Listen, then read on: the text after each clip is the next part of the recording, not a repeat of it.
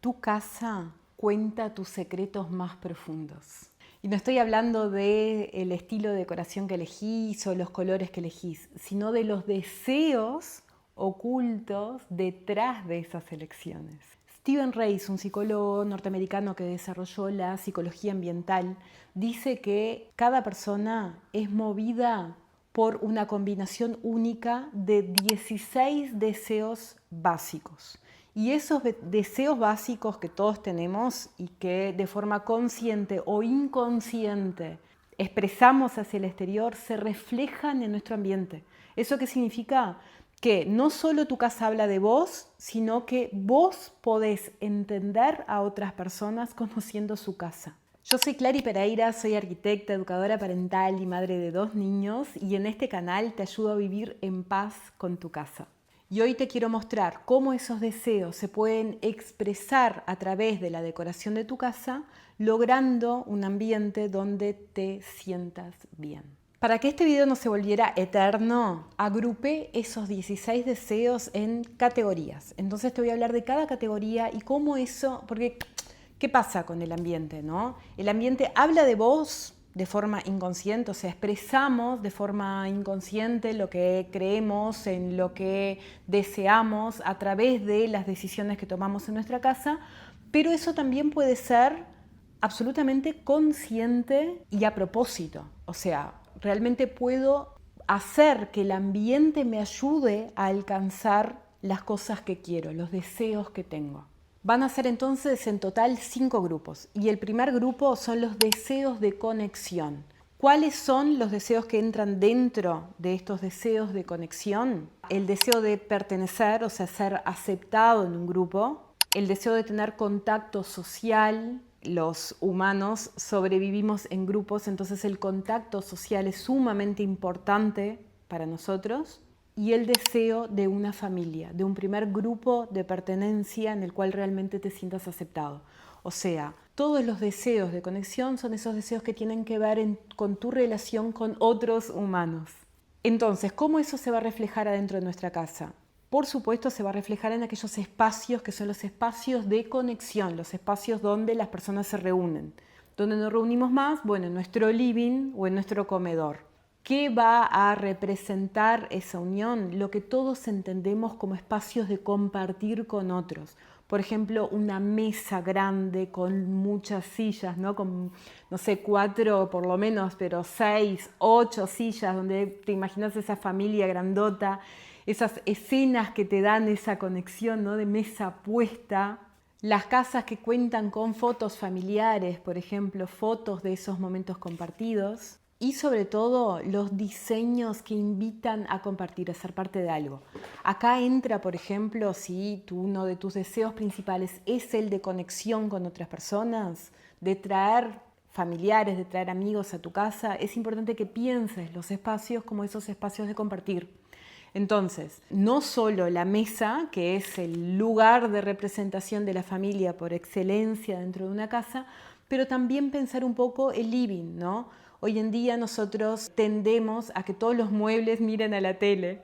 Esto me hace acordar un capítulo de Friends, ¿no? Donde, ahora no me acuerdo cómo es el capítulo de Friends, ¿no? Pero es como un capítulo en que alguien le pregunta al otro, ¿no tenés tele? Y entonces, ¿hacia dónde miran tus muebles? Aprendimos de alguna forma a poner a la televisión como centro del living, ¿no? Entonces todo gira y mira hacia ahí y a veces nos olvidamos que más central que la televisión debería ser la conversación. Entonces, ubicar nuestros muebles de forma que se genere ese intercambio, que puedas alcanzar un mate, que puedas servir un café en la mesa de centro, que puedas conversar con una persona en tu living teniendo una posición cómoda, es muy importante. Y no solo va a reflejar la importancia que eso tiene para ti, sino que además te va a ayudar a lograr esa conexión. La gallina vino a gritar acá en la puerta. La voy a sacar y vuelvo. El segundo grupo de deseos son los deseos de placer. Estos son un poco más individuales o relativos a la pareja, pero tienen más que ver con el placer individual, ¿no? Y son la búsqueda por el placer en la comida, por ejemplo, o el placer en la tranquilidad, o el placer en el romance. ¿Cuáles son entonces los elementos que van a traer ese placer a nuestra casa? Aquellas escenas que nos permiten conectarnos con nosotros mismos.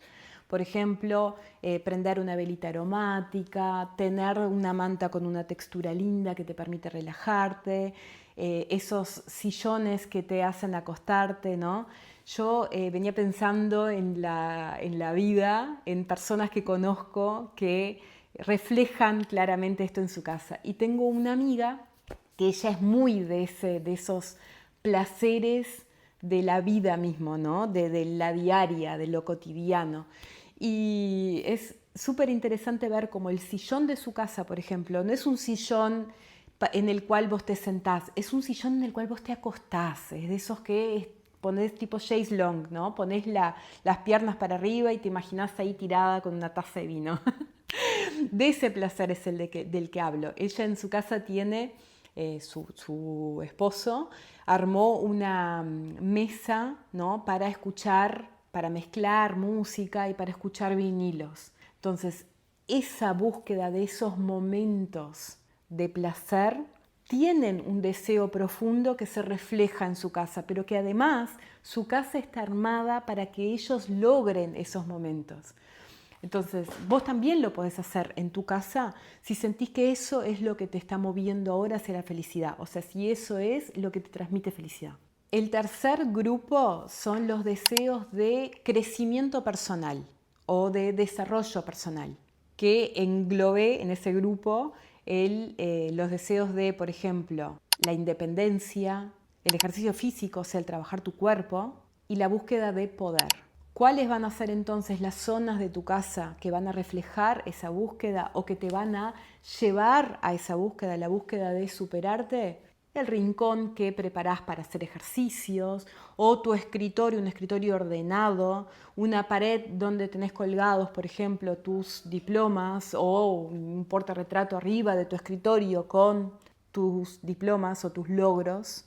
O sea, todos aquellos elementos que vos podés tener en tu casa y que muestran, o sea, te ayudan a alcanzar esos objetivos, ¿no? No solo muestran el logro en sí, que vamos a hablar de eso también, pero sino que también te ayudan a transitar ese camino. O sea, el trabajo constante para llegar ahí.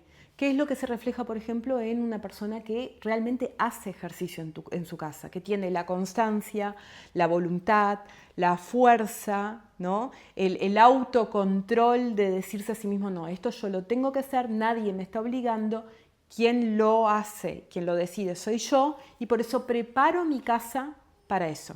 El cuarto grupo son los deseos de armonía. En este grupo puse el deseo de orden, el deseo de seguir tradiciones, por ejemplo, o el deseo de reflejar el honor, o sea, ser una persona, mostrarse una persona honorable. La decoración de las personas que tienen como principal camino para la búsqueda de felicidad este grupo de deseos suele ser esa decoración clásica, ¿no? La decoración en tonos neutros, en líneas simples, en objetos atemporales, o sea, donde el tiempo está puesto en la tradición que se cumple en esa familia, por ejemplo, pero también en cada objeto en sí, ¿no? Esas cosas que no siguen una moda, sino que siguen algo más importante, algo más atemporal, algo que trasciende en el tiempo. Y yo te lo digo así, vos capaz que te imaginás, no sé, un templo griego, pero no es eso, sino que, ¿viste esas casas donde las fotos familiares cobran un lugar sumamente importante? Donde los objetos tienen historia y de esa forma entonces la historia de la familia, la historia de la persona es contada a través de la casa. Bueno, es eso, ¿no? Es esa casa que contiene la historia de esa persona y también la historia de los antepasados de esa persona. Es un lugar que transmite calma, pero que sobre todo transmite raíces sólidas, raíces fuertes. Y el último grupo de deseos del que te quiero hablar son los deseos de propósito e intensidad. Capaz que ese no es el mejor nombre, ¿no? Pero ahí es donde entra, por ejemplo, los ideales, el estatus, la venganza, pero no desde un lugar de venganza, sino desde un lugar de superación, ¿no? De vencer a mi pasado, por ejemplo. Reparar una historia que no quiero continuar. Acá entran los elementos decorativos que simulan el triunfo, digamos, o que muestran el triunfo, ¿no? Que muestran esa superación, ese haber llegado. Y acá se me ocurren dos historias para contarte, que una es muy cercana a mí y otra es de alguien más famoso, que capaz que lo conoces, capaz que no, pero te la voy a contar igual. La de muy cercana a mí, yo tengo un amigo que es jugador de fútbol, ahora ya jubilado, pero en su juventud, cuando éramos todos muy jóvenes, era jugador de fútbol y llegó a un lugar bastante importante dentro del fútbol. Y él había decorado su departamento y éramos vecinos en Montevideo, ¿no? Entonces yo iba bastante ahí con otros amigos también, que tenemos en común. Incluso una de mis mejores amigas es su esposa. Y él tenía colgado en la casa, te puede gustar o no, ¿tá? Esto es de gusto, no se trata de lo que refleja tu decoración, que no tiene nada que ver con el gusto personal del que mira esa decoración y sí con el tuyo. Él tenía colgado en su living un cuadro con un caballo negro corriendo y el fondo era como rojo, ¿no? No me acuerdo si tenía fuego o si era un atardecer, pero era como un fondo rojo con un caballo muy fuerte y vigoroso corriendo negro. Y enfrente, o sea, en esa misma pared, estaba la mesa de comedor, que era una mesa bastante larga. No sé, capaz que tenía 6 u 8 lugares en ese entonces. A mí me parecía enorme porque éramos todos estudiantes y vivíamos en monoambientes diminutos y su apartamento era como más grande, ¿no? Entonces tenía esa mesa y la mesa en el centro tenía un caminero, esos mantelitos cortitos pero que marcan el camino de la mesa, rojo, ¿no? Una mesa rectangular. Y vos dirás, ¿y qué tiene que ver todo esto que me estás contando, Clary? ¿Te guste o no? Que eso hablaba mucho de él, ¿no? Él es una persona que venía de un origen súper humilde, pero que se había superado mucho en la vida a través del deporte. Entonces, ese ímpetu de luchar, ¿no? De estar constantemente corriendo, de estar constantemente mostrando la fuerza.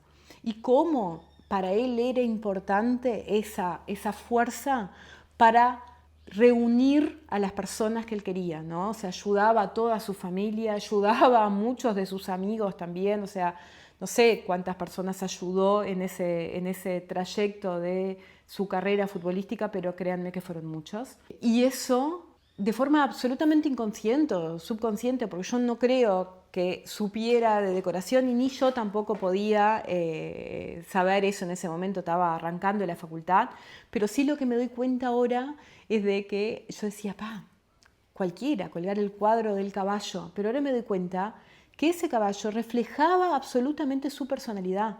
Entonces, te guste o no te guste, en su casa él logró reflejar no solo su personalidad, sino que también su deseo más profundo, que era ese deseo de triunfo, ese deseo de superación, ese deseo de vengar su pasado en un futuro diferente. Y la segunda historia que me acuerdo es que yo hice hace algunos años ya un curso digital que era con un brasileño, se llama Bruno Perini, que él enseña finanzas, ¿no? Y entonces él decía que una de las claves de su superación financiera había sido tener un objetivo claro. ¿Y cómo había él representado ese objetivo? Él había agarrado un billete de $1, a ese billete le había escrito, en vez de al 1 le había agregado 6 ceros, ¿no? Entonces era 1.000.000, y eso lo había pegado, tenía, ¿viste esas camas que el mueble envuelve la cama? Voy a ver si encuentro alguna foto para poner por acá, para que lo imagines, pero lo había colgado como si fuera en el techo cerca de su cara, ¿no? El billete ese de $1 transformado en 1.000.000. Entonces todos los días se despertaba y cuando abría los ojos lo primero que veía era el billete de $1.000.000, que era su meta a alcanzar. Hoy en día ya es millonario, ya tiene ese $1.000.000, pero lo que hizo, y eso lo vi ahora recientemente que él lo mostró, fue ese mismo billete ponerlo como si fuera en una cajita de acrílico, de resina, no sé, como que lo transformó en una especie de trofeo. Y al transformar eso en un trofeo y tenerlo en su casa, muestra no solo que él alcanzó esa meta, sino el esfuerzo y el trabajo y el deseo que lo llevó hasta ahí. Todo esto que te estoy contando ahora es para decirte dos cosas, ¿no? Una es que nuestra casa es como una segunda piel, entonces nosotros podemos mostrarnos a través de nuestra casa habla de nosotros. O sea, es una herramienta de autoconocimiento y también de conocimiento al otro, ¿no? Yo puedo entrar en una casa ahora y entender si para esa persona hoy el deseo que la mueve es de, por ejemplo, autosuperación, una persona que tiene muy a la vista sus títulos o su gimnasio cobra un lugar principal dentro de su casa, una persona que tiene como centro su familia, ¿no? Y entonces eso se va a reflejar en los objetos decorativos que tiene, una persona que tiene como centro el aprovechar su vida, el disfrutar cada momento. ¿Te das cuenta cuánto te habla del otro y también cuánto tu casa habla de vos, aunque no te lo propongas conscientemente? Ahora, ya ahora que tenés toda esta información, ¿no? Si te lo propones conscientemente, ¿te imaginas cuánto tu casa te puede ayudar a alcanzar esos objetivos que son importantes para ti? Entonces, ¿qué es lo importante ahora? Para y aprovecha este momento para mirar alrededor tuyo y escuchar lo que dice tu casa de vos. Y contame acá abajo, ¿qué te pareció este video? ¿Qué te parece esto de reflejar en tu casa tus deseos y ayudar a que los alcances? Y si te gustó este contenido, ya aprovecha para seguirme en el canal, darle me gusta, compartir con otras personas que querés y comentar acá, que esto me ayuda mucho. Y nos vemos la próxima semana en el próximo video.